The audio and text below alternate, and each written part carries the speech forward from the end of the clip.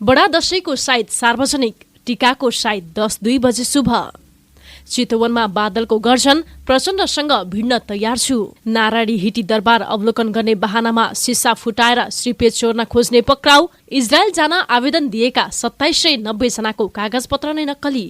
मुलुकभर थप 1476 जनामा कोरोना पुष्टि, 9 संक्रमितको मृत्यु। मर्मतका नाममा वर्षमा 30 अर्ब कर, तर सडक धरापै धराप। 10 बुँदे कार्यान्वयन नभएकोमा भीम रावलको असन्तुष्टि। भाउ बढाउने अरू, गाली खाने हामी, के भन्छन् व्यापारी र सरकारी अधिकारी। पोखरामा कुकुर पाल्न पनि दर्ता गर्नुपर्ने। नायिका करिश्मा मानन्धरले सकिन् कक्षा 12 को परीक्षा, भन्छिन् मानविकी सजिलो लाग्यो। न्यादी हाइड्रो पावरको आइपिओ निष्कासन असोज 15 गतेदेखि। व्यापार घाटा बढ्यो, रेमिट्यान्स घट्यो। हेलिकप्टरबाट ओर्लिएपछि इन्दिरा जोशीलाई प्रेमीको विवाह प्रस्ताव। दशैंमा घर जानेका लागि समायोजित भाडा दर नै कायम, कुन गन्तव्यमा कति तिर्नुपर्छ। र वर्षयामको रातमा बिजुली लैजाने र हिउँदका दिनमा फर्काउने बिहारको प्रस्ताव। दर्शकबिन नमस्कार, बिहानीको इन्फो खबरमा यहाँलाई स्वागत छ। म गंगा विश्वकर्मा। सदा जस्तै आज पनि देश विदेशका ताजा महत्वपूर्ण समाचारका साथमा हामी उपस्थित भइसकेका छौं। यो महत्वपूर्ण सिलसिलाबद्ध समाचारलाई अन्तिम समय हेरी आफ्ना मनमा लागेका कुराहरू निर्धक्कसँग कमेन्ट बक्समा लेखेर छाड्नुहोला। साथसाथै हाम्रो च्यानललाई सब्स्क्राइब गर्नु भएको छैन भने इन्फो खबर च्यानललाई सब्स्क्राइब गरी बेल आइकनलाई पनि क्लिक गरिदिनुहोला। अब लागौं समाचारतर्फ। सुरुवातमा दशैंको साइत। नेपाल पञ्चाङ्ग निर्णायक समितिले यस वर्षको दशैंका विभिन्न साइत सार्वजनिक गरेको छ। असोज 21 गते बिहिबार बिहान 11:46 घटस्थापनाको साइत रहेको समितिका अध्यक्ष प्रा श्री कृष्ण अधिकारीले राजशासनलाई जानकारी दिनुभयो। घटस्थापनाका दिन चित्रा नक्षत्र र वैधृति योग परेकाले 11:46 बजे अघि चित्रा नक्षत्र र वैधृति योगको शान्ति गरेर घटस्थापना गर्नुपर्दछ। असोज 22 गते शुक्रबार झण्डा फेर्ने साइत 11:56 बजे रहेको छ। पश्चिम फर्केर झण्डा फेर्नुपर्ने उहाँले जानकारी दिनुभयो। असोज 25 गते सोमबार पञ्चली भैरव यात्रा गरिन्छ। असोज 26 गते मंगलबार फुलपाती परेको छ। फुलपाती बेलुकाको समयमा गरिने र यसको साइत आवश्यक नपर्ने अध्यक्ष प्रा अधिकारीले बताउनुभयो। दर्शकबिन अब कुलमानको प्रसंग। नेपालमा खपत भएर बढी भएको विद्युत भारतको बिहारसँग आदान प्रदान गर्नका लागि प्राधिकरण र कुलमान घिसिङले छलफल अगाडि बढाएका छन्। प्राधिकरणले वर्षायाममा खेर गएको बिजुली किन्न गरेको प्रस्तावमा बिहारको सरकार सकारात्मक देखिएको हो। प्राधिकरणका कार्यकारी निर्देशक कुलमान घिसिङले संसदको विधायन व्यवस्थापन समितिमा बुधबार यसबारे जानकारी दिएका छन्। उनका अनुसार बिहारले वर्षायाममा नेपालको साँझ 7 बजेदेखि बिहान 6 बजेसम्म बिजुली लैजान प्रस्ताव गरेको छ। बिहारले त्यसको सट्टामा हिउँदयाममा बिहान 6 बजेदेखि बेलुकी 6 बजेसम्म नेपाललाई बिजुली दिन सक्ने बताएको छ। यसअनुसार बिहारले जति युनिट बिजुली वर्षयाममा लैजानेछ त्यति नै युनिट बिजुली त्यसको सट्टामा हिउँदमा फिर्ता गर्नेछ। दर्शकबिन अब नेकपाका नेता बादलको प्रसंग। नेकपा एमालेका नेता रामबहादुर थापा बादलले आगामी निर्वाचनमा माओवादी केन्द्रका अध्यक्ष प्रचण्डसँग लड्न तयार रहेको बताएका छन्। चितवनको भरतपुर विमानस्थलमा सञ्चारकर्मीसँग कुराकानी गर्दै बादलले भने यो विषयमा पार्टीले निर्णय गरेको छैन। आगामी दिनमा पार्टीले निर्णय गरेमा प्रचण्ड भर्सेस बादल हुन पनि सक्छ। प्रचण्ड र बादल दुवै चितवनका हुन्। उनले माओवादी कार्यकर्ताहरू आफूतिर आइरहेको पनि बताएका छन्। पूर्व माओवादी नेता बादलले भने माओवादी भित्र को अन्तर्विरोध देखिराख्नु भएको छ, त्यो कुरा स्वयं प्रचण्डले नै व्यक्त गरिरहनु भएको छ। कतै म एक्लो हुने त होइन, सबै मन्त्री हुनुलाई लुछाचुरी गरिराखेका छन् भन्ने अभिव्यक्ति सुनिरहनु भएको छ। त्यसको अर्थ सबै प्रचण्डको पछाडि लागेका छन् भन्ने त बुझिएन। उनले सभामुख अग्नि सापकोटाको पनि आलोचना गरे। दर्शकबिन अब अभिनेत्री करिश्मा मानन्धरको प्रसंग। अभिनेत्री करिश्मा मानन्धरले कक्षा 12 को परीक्षा सकेकी छिन्। शुक्रबार उनले कक्षा 12 को अन्तिम परीक्षा दिएकी हुन्। मानविकी संकाय पढिरहेकी करिश्मा ललितपुर गोदाबारी नगरपालिका टौखेल स्थित किटनी कलेजमा अध्ययनरत रहेकी थिइन्। करिश्मा एससी सकेपछि आफ्नो घर नजिकैको किटनी कलेजमा भर्ना भएकी हुन्। मानविकी संकाय आफूलाई सजिलो लागेको र यसमा उत्कृष्ट अङ्कका साथ पास हुने आत्मविश्वास उनले व्यक्त गरेकी छिन्। म स्नातक पनि यही पढ्छु, मलाई यही नजिक पर्छ उनले भनिन्। लामो समय कोरोना महामारीका कारण स्थगित भएर सञ्चालन भएको परीक्षा सक्दा आफू निकै नै फुर्सदिलो भएको अनुभव गरेकी छिन्। दर्शकबिन अब भाडाको प्रसंग। आगामी असोज 11 गतेदेखि दशैं तिहारका लागि सार्वजनिक यातायातको अग्रिम टिकट बुकिङ खुल्ला हुँदैछ।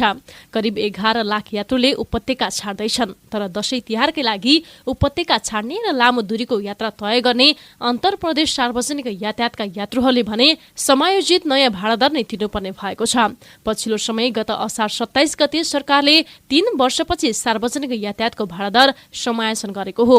यातायात व्यवस्था विभागले अन्तर प्रदेश सञ्चालन हुने सार्वजनिक यातायातका यात्रुवाहक तथा मालवाहक सवारी साधनको भाडादर समायोजन गरिएको बताएको हो। सोही भाडादर अहिले दशैं तिहारका लागि घर जाने सबै यात्रुमा लागू हुनेछ। सरकारले गत असार 27 गते मन्त्री परिषदबाट निर्णय गर्दै अन्तर प्रदेश यात्रुवाहक सवारी साधनको 28% पहाडी बाटोमा सञ्चालन हुने मालवाहक सवारी साधनको 20% र तराईको बाटोमा सञ्चालन हुने मालवाहक सवारी साधनको 26% ले भाडा वृद्धि गरेको थियो। दर्शकबिन अब अर्को प्रसंग।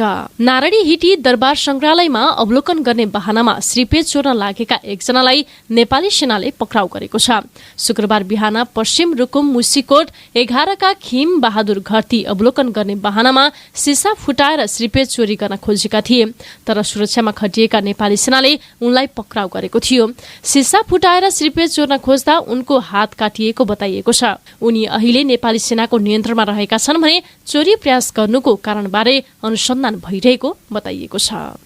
दर्शकबिन अब कुकुर दर्ताको प्रसंग। पोखरामा कुकुर पाल्नका लागि महानगरपालिकामा दर्ता गर्नुपर्ने भएको छ। महानगरले बिहीबारबाट पोखरा 8 नम्बर वडाबाट अनुमति पत्र वितरण गरेर दर्ता प्रक्रिया सुरु गरेको हो। कुकुर पाल्ने तर पछि छाडा छाड्ने तथा सार्वजनिक ठाउँमै दिशा पिसाब गराउँदै हिँड्दा वातावरणमा असर परेको भन्दै महानगरले कुकुर दर्ता प्रक्रिया सुरु गरेको पोखरा महानगर उपप्रमुख मन्जु देवी गुरुङले बताउनु भएको छ। उहाँले कुकुर पालन दर्ता प्रक्रियाले रेबिस विरुद्धको खोप कार्यक्रमलाई पनि सहज पुग्ने दावी गर्नुभयो। उपप्रमुख गुरुङले कुकुर दर्ता गर्नाले सड़कमा छाडा कुकुरको कमी हुने र छाडे कारबाही गर्न पनि सजिलो हुने दावी गर्नुभएको छ। कुकुरलाई ट्याक्सी नदिइनेछ, जसका कारण कुकुर धनी पहिचान गर्न सजिलो हुने महानगरको भनाइरहेको छ। दर्शकबिन अब रेमिट्यान्सको प्रसंग। बढ्दो आयात र रेमिट्यान्समा आएको गिरावटका कारण मुलुकमा शोधनान्तर स्थिति 38 अर्ब 75 करोडले घाटामा पुगेको छ। नेपाल राष्ट्र बैंकले बिहीबार सार्वजनिक गरेको आर्थिक वर्ष 78-79 को साउन महिनाको तथ्याङ्क अनुसार मुलुकबाट बाहिरिने रकम थप बढेको छ भने भित्रिने रकम घटेको छ। 2077 साउनमा 51 अर्ब 46 करोड बचतमा रहेको शोधनान्तर स्थिति अहिले झण्डै 39 अर्ब रुपियाँ ऋणात्मकमा पुगेको हो। शोधनान्तर स्थिति ऋणात्मक हुनु भनेको मुलुकले आमदानी भन्दा बढी खर्च गर्नु हो। राष्ट्रिय बैंकका अनुसार वस्तु तथा सेवा आयात बढ्ने क्रमसँगै रेमिट्यान्स र वैदेशिक अनुदान घटेका कारण चालू खाता घाटामा गएको हो। अन्य महिनाको तुलनामा साउन र भदौमा दशैं तिहार लक्षित आयात बढ्ने भएकाले पनि शोधनान्तर स्थितिमा असर देखिएको जानकारीहरू बताउँदछन्। दर्शकबिन अब गायिका इन्दिरा जोशीको प्रसंग। गायिका इन्दिरा जोशीलाई उनका प्रेमीले विवाहको प्रस्ताव राखेका छन्। प्रेमी शरद केडियाले हेलिकप्टरमा खुम्बु पुगेर उनलाई फिल्मी शैलीमा औँठी लगाइदिएर विवाहको प्रस्ताव राखेका हुन्। इन्दिराले विवाहको प्रस्ताव स्वीकार गरेको बताएकी छिन्। इन्दिराले आफ्नो इन्स्टाग्राममा अकाउन्टमा प्रेमीसँगको आफ्ना 3वटा फोटो पोस्ट गर्दै यसबारे जानकारी दिएकी हुन्। फोटोको क्याप्सनमा उनले लेखेकी छिन्, उनले सोधे मसँग विवाह गर्छौ र मैले हुन्छ भनिदिए। यी दुईको भिडियो टिकटकमा अहिले निकै नै चर्चा समेत भइरहेको छ। इन्दिराका प्रेमी शरद केडिया फेसन डिजाइनर हुन्। उनको डिजाइनमा नेपाली सेलिब्रिटी समेत सजिने गरेका छन्। नायिका स्वस्तिमा खड्का, रिचा शर्मा, मिस नेपाल श्रृङ्खला खतिवडा, कार्यक्रम प्रस्तुता शाहना वज्राचार्य, रीमा विश्वकर्मा लगायतले शरदको डिजाइन पेश गर्ने गरेका छन्। दर्शकबिन अब अर्को प्रसंग। मंगलबार राति काठमाडौँको कपनमा सड़कको खुल्ला ढलमा खसेर एक बालक बेपत्ता भए। बुढा नीलकण्ठ नगरपालिका 10 र काठमाडौँ महानगरपालिका 6 को सिमानामा रहेको तरकारी बजार नजिकै ढलमा खसेर बेपत्ता भएका बालक अझै भेटिएका छैनन्। शहरका मध्यभाग र मुख्य सड़कहरूमा नै खाल्डोको राज रहेको छ। सड़क मर्मतका लागि ठेक्का नलागेका पनि होइनन्, तर समयमै काम नहुने मात्र होइन, मर्मत भएको सड़क पनि भत्किहाल्ने गरेको छ। सड़क विभागका उपमहानिर्देशक शिवप्रसाद नेपाल 8 मिटर भन्दा फराकिला सड़क मर्मतका लागि ठूलो रकम खर्च गर्दा पनि अपेक्षित नतिजा प्राप्त हुन नसकिरहेको स्वीकार्दछन्। काठमाडौँ महानगरपालिकाले पनि वर्षमा करिब 1 अर्ब रुपैयाँ सडक मर्मतका लागि खर्च गर्दछ। महानगरपालिकाका भौतिक पूर्वाधार विकास विभाग प्रमुख राम थापा वर्षमा 200-300 किलोमिटर सडक मर्मत हुने गरेको बताउँदछन्। सडक मर्मतका लागि भन्दै सरकारले वर्षमा अर्बौं रकम असुल्ने गरेको छ। सवारी आयातका क्रममा भन्सार बिन्दुमा लाग्ने कर मात्र होइन, पेट्रोलियम आयात गर्दा पनि प्रति लिटर तोकेरै सडक सम्भार शुल्क लिने गरेको छ। दर्शकबिन अब वसन्त चौधरीको प्रसङ्ग। नर्भिक अस्पतालका सञ्चालक वसन्त चौधरीलाई हृदयघात भएको छ। पारिवारिक स्रोतका अनुसार स्वास्थ्य जाँचका लागि दुबई पुगेका चौधरीलाई त्यहाँ हृदयघात भएको हो। उनको दुबई स्थित एक अमेरिकी अस्पतालमा मुटुको शल्यक्रिया गर्ने तयारी गरिएको छ। मुटुमा समस्या देखिएपछि उनलाई थप जाँचका लागि 3 दिन अघि दुबई लगिएको थियो। त्यही क्रममा उनलाई हृदयघात भएपछि चिकित्सकहरूले तत्काल ओपन हार्ट सर्जरी गर्नुपर्छ भन्नुभयो। त्यसैले अहिले उहाँको शल्यक्रिया गर्ने तयारी भइरहेको छ, ती स्रोतले भन्यो। दर्शकबिन अब मूल्य वृद्धिको प्रसङ्ग। कोभिड महामारीका बीच नेपालीहरूका मुख्य चाडपर्व नजिकिएका बेला कतिपय दैनिक उपभोग्य वस्तुको भाउ अचाकली बढेको उपभोक्ताहरूले गुनासो गरेका छन्। खुद्रा व्यापार संघका सचिव अमूल काजी तुलाधर गत वर्षको तुलनामा खाद्यान्न, दाल र तेलको भाउ बढेको स्वीकार्दछन्। तर उनी चाडपर्व आउन लागेर व्यापारीले भाउ नबढाएको, बरु आयातकर्ता र उत्पादकले नै बढाएको मूल्यवृद्धि भएको बताउँदछन्। तुलाधरले भने उपभोक्ता चाडपर्वको बेला व्यापारी भाउ बढाइहाल्छन् भन्ने मानसिकता त छ, तर यो मूल्यवृद्धि चाडपर्वले भएको होइन। अहिले पछिल्लो वर्षभन्दा भाउ बढेकै छ, त्यसमा तेलको भाउ बढेको कुरा त चर्चाकै विषय भएको छ नि। आयातकर्ता र उत्पादकले नै बढाएको बजारमा पनि बढेर आएको हो। उनका अनुसार चामल उत्पादक र थोक विक्रेताले पनि गोदामको भाडा बढेको भन्दै चामलको भाउ केही बढाएका छन्। दर्शकबिन अब अर्को प्रसङ्ग रोजगारीको। कोरोना भाइरस महामारीका कारण लामो समयदेखि बन्द रहेको मलेसियाको रोजगारीमा नेपाली श्रमिक जान पाउने भएका छन्। मलेसियामा श्रमिकको अभाव भएपछि केही संख्यामा विदेशी श्रमिक लिने नीति अनुरूप नै नेपाली श्रमिक रोजगारीका लागि मलेसिया जान पाउने भएका हुन्। नेपाल स्थित मलेसियाको दूतावासले विज्ञप्ति जारी गर्दै कोरोना महामारीका कारण लगाइएको प्रतिबन्ध हटाउँदै नेपाली श्रमिकले लिने निर्णय तत्कालदेखि लागू हुने प्रस्ताव पारेको छ। मलेसिया जाने श्रमिकसँग मलेसियाको वैधानिक भिसा विश्व स्वास्थ्य संगठनले मान्यता दिएको खोपको दुवै मात्र लगाएको हुनुपर्नेछ। दर्शकबिन अब आइपिओ को प्रसङ्ग। न्यादी हाइड्रो पावर लिमिटेडले असोज 15 गतेदेखि आइपिओ निष्कासन तथा बिक्री खुल्ला गर्ने भएको छ। कम्पनीले प्रति किता 100 अंकी दरका रु 22 करोड 50 लाख बराबरको 22,50,000 किता आइपिओ निष्कासन गर्ने भएको हो।